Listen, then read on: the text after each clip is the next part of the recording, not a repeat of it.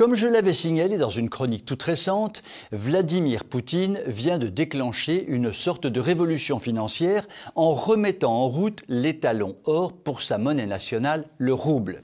Oui, tout cela est une sorte de révolution financière ouvrant des perspectives intéressantes d'assainissement du système financier mondial basé sur la suprématie du dollar et de l'euro qui, d'année en année, deviennent des monnaies de singe, enfin, des monnaies de singe guenon pour respecter la parité et faire plaisir à la plantureuse Marlène Schiappa d'amour.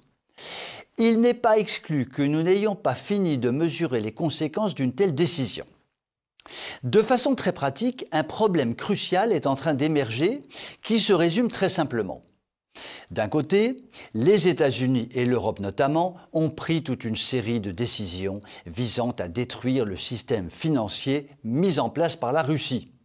Blocage des avoirs russes détenus à l'étranger, blocage du système de paiement international vers la Russie ou en provenance de la Russie, interdiction d'accepter des paiements en roubles, interdiction de convertir le rouble dans une autre monnaie, etc., etc., etc.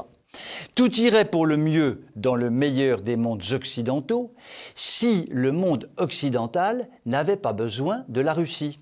Or, l'économie du monde occidental, et notamment de l'Europe, et notamment de l'Allemagne, ne peut tourner sans le gaz russe. D'où une première entorse à l'embargo général décidé par les dirigeants occidentaux à l'encontre des exportations russes. Le gaz peut être acheté aux Russes. Ce qui, entre parenthèses, montre l'élasticité et la souplesse des cerveaux des dirigeants occidentaux. Cela dit, si les pays occidentaux peuvent par dérogation acheter le gaz russe, ils entendent bien le payer en euros ou en dollars.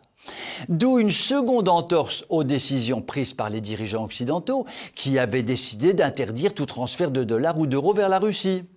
Ce qui, entre parenthèses, montre l'immense élasticité et l'extraordinaire souplesse des cerveaux des dirigeants occidentaux, à moins que cela révèle leur absence complète de cerveau, peut-être abîmée par le Covid ou plus sûrement par la 4e dose de vaccin Pfizer. Et c'est là que surgit un grave problème. Pour payer en euros ou en dollars les achats de gaz russe achetés à la Russie, il faut que le vendeur, en l'occurrence la Russie, accepte de se faire payer ses ventes de gaz en dollars ou en euros. Et c'est là que tout se complique, car Vladimir Poutine a pris la décision toute simple d'accepter de vendre son gaz aux pays occidentaux à condition que le paiement se fasse en roubles. Aïe, aïe, aïe, aïe, aïe, bonne mère, ça devient tragique. Les dirigeants occidentaux ne savent plus où donner de la tête, ou plutôt ne savent plus où donner du rouble, car ils ne peuvent se passer du gaz russe et sont donc pris au piège. D'ores et déjà, la Hongrie et l'Autriche, par exemple, ont benoîtement déclaré qu'elles paieraient leurs achats de gaz russe en roubles, et l'Allemagne pourrait en faire autant. La morale de cette histoire est très simple. Des dirigeants au cerveau normalement constitué, comme le vôtre ou le mien, devraient réfléchir avant de prendre des décisions hâtives qui mettent en danger leur pays.